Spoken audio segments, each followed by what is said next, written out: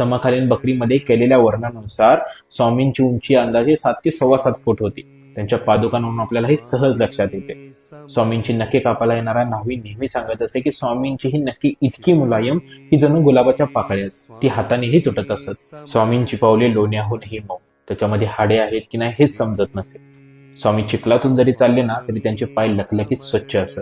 त्यांचे पोट मात्र गोल डेऱ्यासारखे, जणू सारं ब्रह्मांडच मावले त्यात. स्वामींची त्वचा खूप नितळ आणि ही कोमळ होती. आपले स्वामी मनाचे राजे होते. कित्येक दिवस ते आंघोळ करत नसत, पण कधी कधी दिवसातून 4-4 वेळा आंघोळ करत. तरीही स्वामींच्या शरीरातून सदैव धुपाचा सुगंध येई. स्वामींना सकाळी उठल्यानंतर गोड खायला खूप आवडत असे.